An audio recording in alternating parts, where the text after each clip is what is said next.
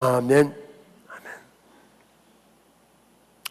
어느 동물농장에 수탉 한 마리가 있었습니다. 수탉은 무슨 생각을 했냐면 자기가 꽃기호하고 새벽에 울어야 태양이 뜬다고 생각했습니다. 왜냐하면 새벽에 일어나서 축사 위에 올라가가지고 한번 몇 번 꽃기호하고 소리를 지르고 조금 지나면 어김없이 태양이 떠오르는 겁니다. 그래서 자기가 이렇게 소리를 질러야만 태양이 뜨는데 걱정이 생기기 시작한 거예요. 내가 만일 병이 들면 어떡하지? 아니, 그보다 더 큰 문제는 내가 만일 죽으면 어떻게 되는 거야? 태양이 안 떠오르면 모든 식물들이 다 죽을 거고 이 동물농장에는 모든 동물도 다 죽을 텐데 어떡하지? 하고 이런 걱정이 날마다 더 커지는 그런 상황 속에서 어느 날 파티에 갔다 좀 늦게 들어와서 자고 늦잠을 잤습니다. 늦잠 자서 놀라서 깨보았더니 날이 환해져 있고 자기가 꽃기호하고 하지도 않았는데 태양이 떠올라 있었던 것입니다. 그래서 이 수탉은 멘붕에 빠졌답니다. 착각이었습니다. 요즘 우리 주변에 이렇게 착각하는 사람이 굉장히 많습니다. 책 한 권 읽고 무엇 좀 알고는 다 한 것처럼 자기 아니면 안 될 것처럼 막 설치는 그런 사람도 있습니다. 정반대의 착각도 있습니다. 어느 교실에서 있었던 이야기입니다. 넌 도대체 머릿속이 어떻게 된 놈이야? 돌고래도 너보다 낫겠다. 바보 같은 놈아. 빅터 라저스라고 하는 아이에게 선생님께서 한 이야기였습니다. 그래서 애들은 이 빅터만 보면 꽉꽉 하면서 돌고래 흉내를 내면서 조롱을 했습니다. 사실 이 아이는 술고래이고 알코올 중독자인 아빠와 함께 조그마한 컨테이너 박스에서 사는 아주 좀 다른 아이보다 동작이 꿈뜬 그런 아이였습니다. 그래서 늘 학교에 오면 선생님한테 야단만 맞고 아이들한테는 놀림만 받는 그런 아이였습니다.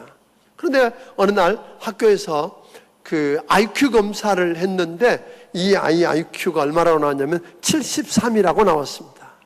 그러니까 다 친구들도 너는 그러니까 바보야.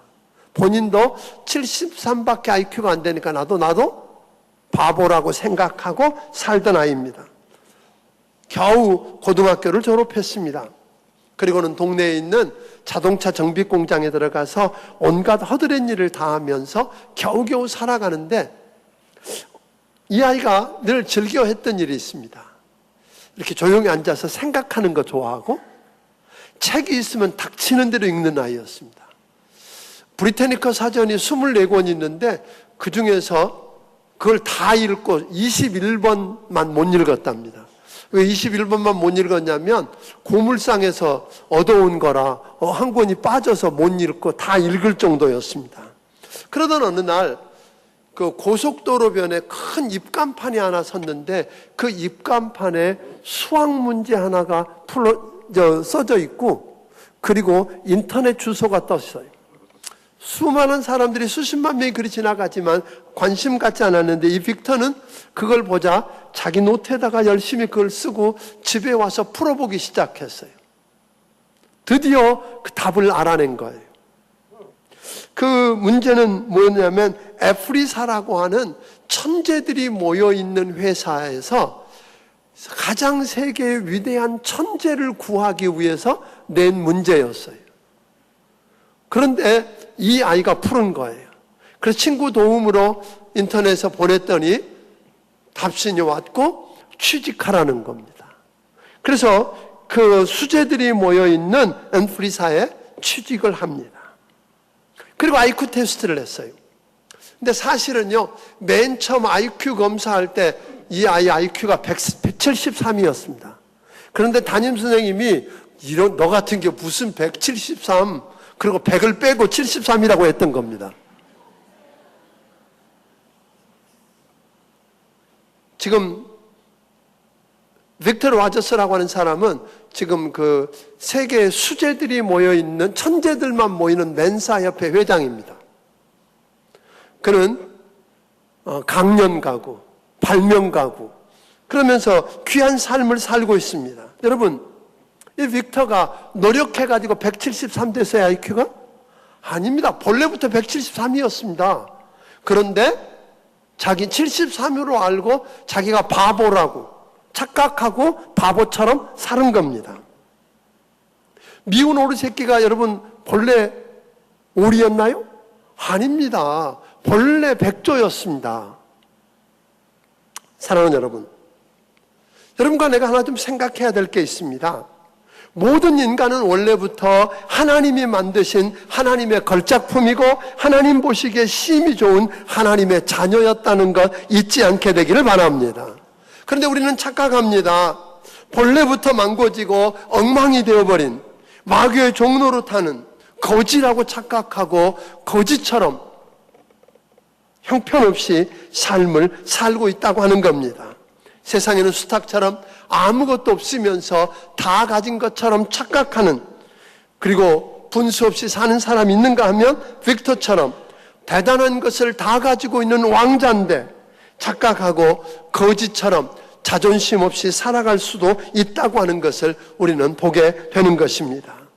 오늘 본문에 나오는 사도 바울 이야기를 이해하기 위해서는 21장 27절과 28절을 읽어야 합니다. 왜냐하면 사도 바울이 어떻게 체포되어서 오늘 감옥 생활을 하고 여기까지 오는가를 알기 위해서입니다. 21장 27절 28절을 읽습니다. 시작. 그 이래가 거의 참에 아시아로부터 온 유대인들이 성전에서 바울을 보고 모든 무리를 충동하여 그를 붙들고 외치되 이스라엘 사람들아 도우라, 이 사람은 각처에서 우리 백성과 율법과 이곳을 비방하여 모든 사람을 가르치는 그자인데 또 헬라인을 데리고 성전에 들어가서 이 거룩한 곳을 더럽혔다 하니. 여러분, 무슨 이야기입니까? 아시아에서 왔던 유대인, 즉 사도 바울이 아시아에서 복음을 전할 때 그걸 지켜보았고 경험했고 그래서 좋아하지 않았던 그 사람들이 여기 왔다가 성전에서 바울을 만나고 사람들에게 다짜고짜로 이 사람은 성전을 더럽게 하고 성전을 해방하는 자니까 잡아야 된다고, 죽여야 된다고 외쳤더니 사람들이 몰려들어서 잡아가지고 때리고 야단이 났습니다. 왜 이런 일이 일어났을까요? 21장 29절을 한번 읽어보면 이렇게 알 수 있습니다. 같이 읽어봅니다. 시작. 이는 그들이 전에 에베소 사람 드로비모가 바울과 함께 시내에 있음을 보고 바울이 그를 성전에 데리고 들어간 줄로 생각함이러라. 이 아시아에서 온 에베소 사람 헬라인인 그 드로비모라고 하는 사람이 바울과 함께 예루살렘 시내에 있는 걸 보았다는 거 아니에요. 보았는데 바울이 성전에 있는 것 보니까 누구도 있을 거라고? 드로비모도 같이 와 있을 거라고 미래 짐작한 거예요. 그리고 그걸 착각하고 그렇다고 이야기하고 그 착각 때문에 소동이 일어나서 사도 바울이 죽을 뻔하는 상황들로 이어졌다고 하는 겁니다. 다행히 천부장의 도움으로 찢김을 면합니다. 그러나 그때 바울은 이야기할 기회를 얻습니다. 자기를 변명하고 변호할 기회를 얻었는데 그때 사도 바울이 했던 건 내가 죄 없다고 빠져나갈 구멍 찾기 위한 변호가 아니라 자기가 어떻게 살아왔고 어떻게 예수님을 만나 구원받았고 예수를 믿은 후에 자기에게 무슨 일이 일어났는지를 이야기해서, 이걸 뭐라 그러죠? 이렇게 하는 걸? 그렇습니다. 간증이라고 그럽니다. 예수 믿기 전에 내 삶이 어땠는지, 그리고 어떻게 예수님을 만나서 구원받았는지, 구원받고 난 다음에 내 삶에 무슨 일이 일어났는지를 사도 바울은 지금 뭐하고 있어요? 이야기함으로 거기에 있는 사람들에게 복음 전할 기회로 삼았다고 하는 겁니다. 이러고 나니까 유대 지도자들이 더 펄펄 뜁니다. 당장 죽여야 된다는 겁니다. 바울을 죽이지 않으면 밥도 먹지 않고 물도 마시지 않겠다고 하는 결사대가 40명이나 생길 만큼 오늘 대단했습니다. 그런데 로마 군인들이 누구를 잡아다가 바울을 찾아보다가 신문도 해보고 또 사람들, 고소한 사람들 이야기를 들어봤더니 이 소리하고 저 소리하고 다 다른 거예요. 다시 말하면 사도 바울에게서 특별히 혐의를 찾을 수가 없는 거예요. 오늘 그를 감옥에 가두어 놓고 그들이 말하는 것처럼 죽일 만한 아무 이유가 없었어요. 그런데도 가이사라에 있는 로마 총독이 있는 가이사라에다가 바울을 2년 넘게 지금 가두어 놓았다는 거예요. 무슨 이야기예요? 근데 이 이야기거든요. 지금 로마 유대 지도자들은 무슨 수를 써더라도 자기 손으로 바울을 뭐 하겠다고? 죽이겠다고 하는 그 사람들, 그 지도자들과 또 사실은 그 유대 지역을 관장하고 있는 총독 입장에서는 그들의 비율을 건드린다는 게 만만치가 않으니까 죄가 없는 줄 뻔히 알면서 진퇴양난에 빠진 거예요. 바울을 죄 없다고 석방하자니 유대인의 감정을 건드리게 되고, 그렇다고 그를 감옥 속에 계속 넣어놓자니 뭐가 문제예요? 혐의를 못 찾겠고, 이런 딜레마에 빠졌습니다. 이런 상황을 직시했던 로마 시민권을 가지고 있던 사도 바울이 오늘 그 베스도 총독에게 이야기합니다. 나는 누구에게? 왕제에게 상소합니다. 로마 시민권을 갖고 있는 사람은 억울하다고 생각할 때 언제든지 누구에게?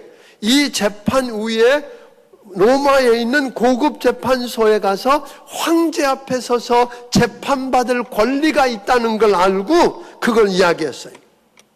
그런데 이 로마 총독 입장에서도 문제가 생긴 거예요. 바울을 그러면 황제 앞으로 재판을 받게 하기 위해서 보내야 되는데 뭐가 없어요? 죄목이 없는 거예요. 죄를 정할 수 있는 특별한 그 목이 없으니까 그걸 어떻게 찾을까 고민이 되었던 참인데, 본래 이렇게 됐거든요.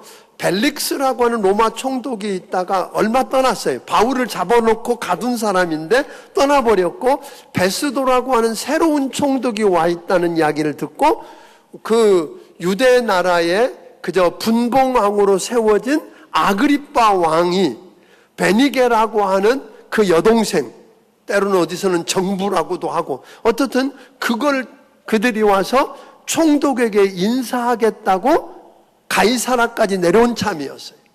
그러니까 베스도는 잘됐다. 왕이 왔기 때문에 왕만 온 게 아니라 귀족들도 함께 왔고, 여기도 총독이 앉으니까 거기에 천부장과 고급 고관들이 다 한 자리에 모이게 되었어요.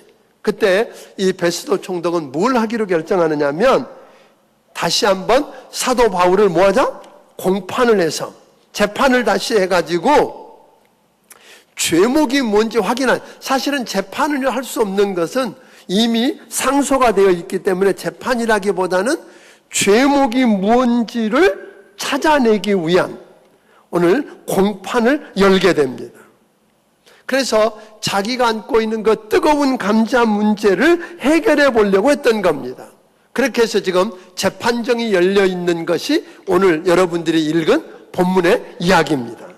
자, 그런데 26장 1절에 보면 같이 읽어볼까요? 26장 1절을 읽습니다. 시작. 아그리빠가 바울에게 이르되 너를 위하여 말하기를 내게 허락하노라 하니 이에 바울이 손을 들어 변명하되, 아그리빠 왕이 바울에게 도대체 어떻게 된 거야? 한번 이야기해봐 하고 하는 말할 수 있는 기회를 주었다는 거예요.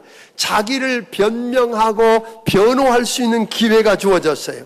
여러분, 유대 왕과 그리고 귀족들과 로마 총독과 천부장과 모든 고급 관리들이 다 앉아있는 자리에서 지금 뭐 할 수 있는? 죽고 사느냐고 하는 생사 문제를 놓고 오늘 자기가 살기 위해서 변명할 수 있는 절호의 기회가 주어졌다는 거예요. 여러분이라면 어찌하시겠어요? 그 기회를 활용해서 내가 죄 없다는 걸 증명해 보이고, 그리고 나를 이 함정에 빠뜨린 사람들이 얼마나 잘못됐는가를 증명해 보이는 일에 최선을 다해야 될 것 아니냐는 거예요. 뿐만 아니라 자기가 죄도 없이 2년 동안이나 그곳에 갇혀 있었던 걸 생각하면 상처받았고 억울하고 섭섭하고 이런 것들을 원망하면서 항의할 수 있는 절호의 기회였을 거라는 거예요. 그런데 놀랍게 사도 바울은 자기에게 자기를 변호할 수 있는 기회를 가지고 이렇게 이야기하기 시작하는 거예요. 왕이여 하면서 자기 자신이 어떻게 예수님을 만났는지, 내가 무엇 때문에 유대인들의 미움을 받고 있는지, 오늘 그 이야기로 말을 시작한다는 거예요. 그러니까 사도 바울은 뭐 하기로 작정하는 거죠? 간증을 통해서, 그리고 복음을 전하는 것으로 자기에게 주어져 있는 그 기회를 선교의 기회로 삼고자 했던 바울의 그 놀라운 모습을 보게 되는 겁니다. 이게 쉬울까요? 참 쉽지 않았을 거예요. 자기를 변명하고 그래서 어떻게든지 거기에 빠져나올 수 있는 그 기회를 그렇게 쓰는 게 아니라, 오늘 자기가 어떻게 예수 믿게 되었는지, 왜 유대인들이 자기를 미워하는지, 예수 믿고 난 다음에 자기에게 무슨 일이 일어났는지, 그 일이 어떤 의미가 있는지 간증한 다음에 사도 바울이 이런 이야기를 시작해요. 그리스도가 고난받으실 것과 죽은 자 가운데 살아나실 것을 성경에 이야기했는데, 오늘 그 예수님, 이따 당신이 알고 있는 그 예수님이 누구였다고요? 바로 그리스도였다고. 그래서 그분이 십자가에 죽으시고 오늘 하나님께서 죽은 자 가운데 사흘 만에 그를 살리셔서 주와 그리스도가 되게 했다고 전하기 시작하는 거잖아요. 이 이야기를 듣던 총독이 소리를 지르기 시작해요. 그러고 있다는 자기도 믿을 것 같았던 모양이에요. 영적인 그 감동을 견디지 못하고 소리를 지르면서, 바울아, 내가 미쳤다. 근데 바울은 카카, 내가 미친 게 아니야. 여러분, 여기서 바울의 모습을 자세히 들여다보면 아그리빠 왕에게나 총독에게나 뭘 써요? 아주 예의 바른 이야기를 하고 있어요. 총독 각하, 왕 폐하, 이런 식으로 하면서 예의를 갖추고 있는. 그러니까 우리가요, 전도할 때 중요한 일 가운데 하나는 뭐예요? 언어예요. 여러분 부탁합니다. 전도할 때 예의를 갖춰서 하면 그 비진리적인 문제 때문에 진리를 전하는 일이 문이 닫히지 않도록 오늘 여러분들이 그런 예의를 갖춰서 할 줄 아는 여러분이 되기를 주의 이름으로 축원합니다. 그런데 바울은 이야기합니다. 각하, 오늘 내가 미친 게 아니라 오늘 참되고 정신 차린 말을 합니다. 그러고는 베스도에게서 아그리빠에게로 낯을 돌려요. 왜? 이미 베스도에게는 복음을 전했기 때문에 처음 만난 아그리빠 왕과 베니게와 그 귀족들에게 복음을 전하기 위해서 오늘 이야기합니다. 아그리빠 왕에게 돌려 이야기합니다. 당신은 선지자를 믿으시지요? 예수 이야기도 알고 있지요? 구약에 뭐라고 했습니까? 장차 인류의 구원을 위해서 하나님의 아들이 이 땅에 오신다고 했습니다. 오늘 그분이 오셔서 고난당하시고 죽으셨는데 하나님이 살리셨고 오늘 인류의 빛을 비추는 구원자가 되게 하셨습니다. 아멘. 그러니까 사도 바울은 지금 누구에게? 이 아그리빠 왕에게 뭘 전하고 있어요? 복음을 전하고 있다고 하는 거예요. 오늘 예수님이야말로 구약 성경이 예언했던 바로 메시아 그분이다. 아멘. 그분 믿으면 구원받는다고 하는 이야기를 했을 때 아그리빠 왕의 반응은 28절입니다. 같이 읽어봅니다. 아그리빠 왕의 반응을 읽어봅니다. 시작. 아그리빠가 바울에게 이르되 네가 적은 말로 나를 권하여 그리스도인이 되게 하려 하는도다. 이 아그리빠 왕이 그렇게 이야기하거든요. 네가 그저 몇 마디 안 되는 말로 네 혀로 나를 그리스도인, 여기서 그리스도인이라는 말은 그리스도 닮았다, 그리스도 같다라는 말보다는 아주 폄하하는 말이었어요. 그리스도인들을 지칭하는 아주 폄하하는 말로 네가 그 적은 말로 그리스도인 되게 만들려고 그래 라고 했을 때 바울은 이쯤 되면 아그리빠 왕은 멋있는 자색 옷을 입고 있는 왕이에요. 힘도 있고 권력도 있고 돈도 있고 다 가지고 있고 죽일 수도 있고 살릴 수도 있는 힘을 가진 자고, 자기는 쇠사슬에 묶여있는 죄인이었지만 그는 거기 머뭇거리지 않고 한 걸음 더 나아가서 29절에서 이렇게 이야기합니다. 29절을 읽습니다. 바울이 이르되 말이 적으나 많으나 당신뿐만 아니라 오늘 내 말을 듣는 모든 사람도 다 이렇게 결박된 것 외에는 나와 같이 되기를 하나님께 원하나이다 하니라. 무슨 이야기예요? 내가 말이 적으나 많으나 오늘 내가 이렇게 결박된 것 빼놓고는 내 말을 듣는 모든 사람들, 당신뿐 아니라 여기 있는 모든 고관대작들이 다 나처럼 되기 원합니다. 이게 전도지요. 여러분, 묻고 싶습니다.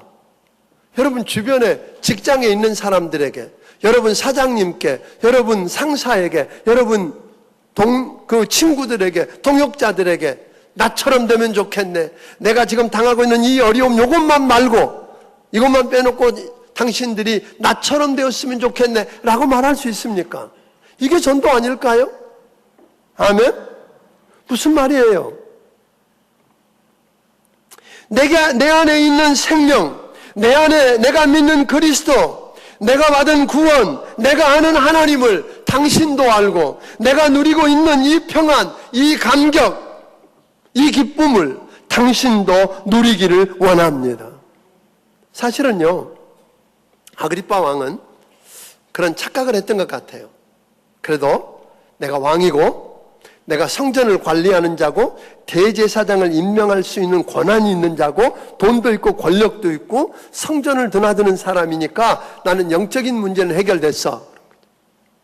착각한 거예요. 그리고 자기가 생각할 때는 죄인으로 와 있는 사도 바울이 절절매면서 살려달라고 애걸복걸할 거라고 착각했어요. 그게 아니면 계거품을 물고 악담하면서 내가 2년 동안이나 여기서 썩은 게 너무 억울하다고, 뭐 이런 법이 있느냐고, 나를 구원해달라고 살려달라고 통사정할 줄로 착각했어요. 그런데 바울은 엉뚱한 이야기를 하는 거예요. 자기가 생각한 것처럼 그런 게 아니라 이렇게 묶인 건 빼놓고 다 당신들은 나처럼 되기를 원합니다. 이런 고백이 여러분에게도 있게 되기를 주의 이름으로 축원합니다.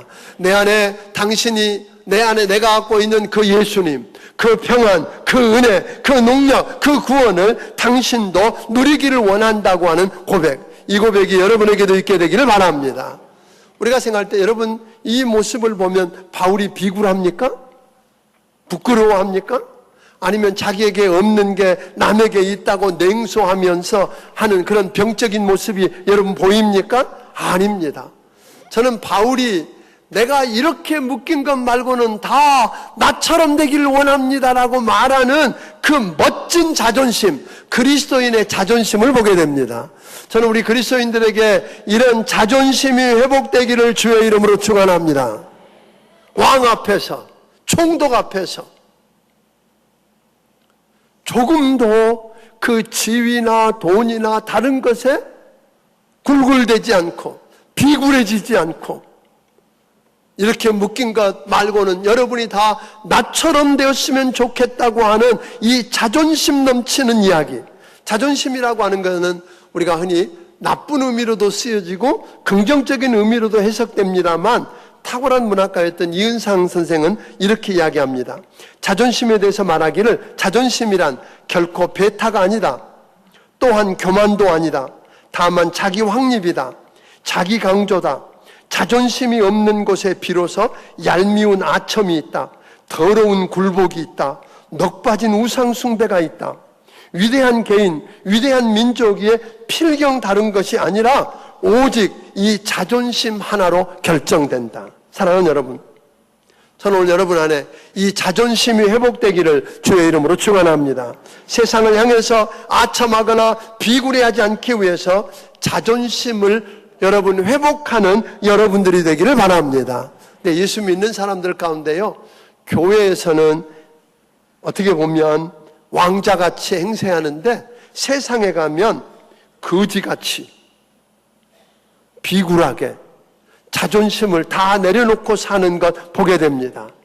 오늘 바울처럼 나처럼 되십시오, 나를 본받는 자가 되십시오 라고 말할 수 있는 그런 은혜가 여러분에게도 있게 되기를 바랍니다. 그럼 도대체 그 비밀이 뭘까요? 어떻게 이렇게 묶여 있으면서 언제 죽을지 모르는 그가 그런 당당한 고백을 하면서 그리스도인의 자존심을 굽히지 아니하고 승리할 수 있었을까요? 첫째로 사도 바울은 다메섹 도상에서 예수님을 만난 체험 때문이라고 말합니다. 바울은 이야기합니다. 나는 본래 예수 믿는 사람들을 잡아다 가두고 죽이고 핍박하던 사람이었다. 그런데 다메섹 도상에서 나를 만나주신 그 예수님을 만난 이후에 그분이 내 죄 때문에 십자가에 죽으시고 그분이 나를 살리기 위해서 다시 부활하셨다는 것을 안 이후로, 아멘, 내 안에 혁명이 일어났습니다. 내가 믿고 예수님이 내 안에 들어온 이후로 내 안에 새 사람이 되었습니다. 예수 믿고 난 다음에 나는 하나님의 아들이 되었습니다. 그래서 하나님의 아들이 된 내가 얼마나 대단한 사람인가를 알게 되었습니다. 이게 오늘 여러분들에게 고백되어지기를 주의 이름으로 축원합니다. 오늘 여러분뿐만 아니라 그는 예수 믿고 난 다음에 영생이 있고 천국 간다고 하는 이 확신 때문에 그는 거기서 무릎 꿇지 않는 승리를 경험할 수 있었다고 이야기합니다. 여러분, 다시 묻습니다. 여러분은 예수님을 구주와 주님으로 만난 경험이 있습니까? 아멘? 예수 만났고, 그래서 예수님을 만나서 죄 용서 받았고, 예수님 만나서 영생을 얻었고 천국 가게 되었고, 아멘? 예수님 때문에 하늘나라 기업을 유업으로 받게 되었다. 아멘. 이것 때문에 다르게 살게 되기를 주의 이름으로 축원합니다. 그 비행기를 타면 예를 들면 미국 뉴욕에서 여기까지 올라 그러면 적어도 한 15시간은 와야 되거든요. 그런데 그 비행기 타고 오는 동안에 힘 덜 들이고 오는 방법이 있어요. 돈이 좀 있으면 1등석 퍼스트 클래스를 타면 됩니다. 미국에서 여기 오는데 1,000만 원도 넘는답니다. 그래서 못 타봤습니다, 저도. 그런가 하면 비즈니스 클래스도 있습니다. 2등석인데요. 그 1등석하고 2등석의 차이, 이 두 가지는 마지막 3등석 이코노미하고 다른 건 뭐냐면 다리를 쭉 뻗고 누울 수도 있고, 그 3등 칸은 그냥 쪼그리고 그냥 와야 되는데 누울 수도 있고요. 밥도 도시락처럼 주는 게 아니라 고급 식당에서 요리 주는 것처럼 주고, 그래서 편안하고 잘 먹고 또 스튜디오스가 붙어서 계속 대우해주고 이런 편안하게 살 수 있어요. 대단하지만 여러분, 인천공항에 딱 내리고 나면 1등석 타고 온 사람이나 2등석 타고 온 사람이나 3등석 타고 온 사람이나 똑같습니다. 1등석 표 주고 먼저 나가는 법 없습니다. 1등석 표 보여주고 나오는 게 아니라 뭘 해야죠? 여권 보여줘야 됩니다. 아멘? 똑같아요. 우리가 이 땅에 살면서 1등석처럼 산 사람이 있어요. 2등석처럼 산 사람도 있고, 그런가 하면 힘들게 3등석처럼 산 사람이 있지만, 여러분, 마지막 하나님 앞에 가서면 똑같습니다. 다만 예수 그리스도의 십자가의 피로 지켜진 믿음으로만 우리는 하나님 앞에 들어갈 수 있습니다. 하나님의 약속을 누릴 수 있다는 거 잊지 않게 되기를 주의 이름으로 축원합니다. 또 하나는 바울이 그 어려움 가운데서도 주님을 만났을 뿐 아니라 생사를 가르는 절박한 환경 속에서 얼마든지 원망하고 욕하고 자기 변명을 할 만한데 그렇게 안 했다는 거예요. 왜냐하면 누구든지 사람들 마음속에는 섭섭함이 있지요. 원망도 있어, 미움도 있어, 상처도 있어요. 있어요, 없어요? 다 있어. 하여튼 모양이 다르고 색깔이 달라서 그렇지 다 있어. 그런데 어떤 사람은 자기 안에 있는 섭섭함, 원망, 상처를 그냥 확 쏟아놓는 사람이 있어요. 그래서 자기도 상처받고 주변 사람도 상처를 입히는 사람이 있는가 하면 어떤 사람은 그런 것들을 오늘 예수님을 통해서 해석한 다음에 지나가게 하는 사람이 있어요. 그러니까 결국은요, 예수님을 통해서 해석하고 내보내는 사람과 그러지 못한 사람 차이는 뭐냐면, 해석을 안 하고 그냥 쏟는 사람은 입 보면 알아. 늘 불평과 원망이 있어. 근데 해석하는 사람은 그 상황 속에서도 감사가 있어. 저는 오늘 여러분, 우리 안에 누구든지 섭섭함이나 상처나 미움이나 원망이 없을 수 없어요. 아픔이 있어요. 그렇지만 오늘 예수 그리스도를 통해서 과거를 해석하고 지나가는 여러분들이 되기를 바랍니다. 그러니까 예를 들면 이런 거예요. 내 안에 그런 아픔과 상처와 미움과 원망 덩어리들을 예수님을 통해서 해석하고 내보낸 사람들은 이렇게 해석하는 거예요. 아하, 그래서 하나님이 내게 이런 질병을 허락하셨구나. 아하, 하나님이 그래서 그 힘들게 하는 못된 상사 만나게 하셨구나. 아하, 그래서 우리 하나님이 그 독한 시어머니 밑에서 훈련받게 하셨구나. 아하, 그래서 우리 하나님이 술주정뱅이 남편 만나서 힘들게 살게 하셨구나. 그리고 입술에 뭐가 있어요? 힘든 삶을 힘들게 살지 않고 감사하는 거예요. 오늘 여러분에게 이런 은혜가 있게 되기를 주의 이름으로 축원합니다. 이스라엘 백성들이 광야의 삶이 그런 거 아니었던가요? 하나님이 주신 것을, 여러분 이스라엘 백성들이 가데스 바네아에서 이제 거기 들어가면 죽는다 그러고 나가면서 뭐라고 그러는데, 하나님이 미워해서 우리 걸 가나안 땅 주셨다는 거잖아요. 말이나 돼요, 안 돼요? 해석을 잘못하고 있는 거예요. 오늘 여러분들의 살아왔던 과거와 오늘의 현실과 문제를 예수 그리스도를 통해서 해석할 줄 아는 지혜로운 여러분들이 되기를 바랍니다. 그 해석을 통해서 내놓으면 그 아픔이, 그 상처가, 그 원망이, 그 고통이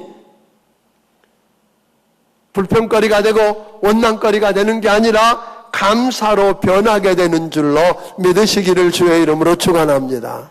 그러니까 사도 바울은 그렇게 고백할 수 있었던 거예요. 자기에게 주어진 모든 기회를, 복음을 전하는 선교적인 기회를 통해서 영혼을 구원해내고 살려내므로 하나님께서 그를 이 땅에 보내신 뜻을 이루었다고 하는 것 기억하게 되기를 바랍니다. 사랑하는 여러분, 우리 착각 그만합시다. 아멘. 물론 착각은 자유랬다는가요? 착각 그만해야 됩니다.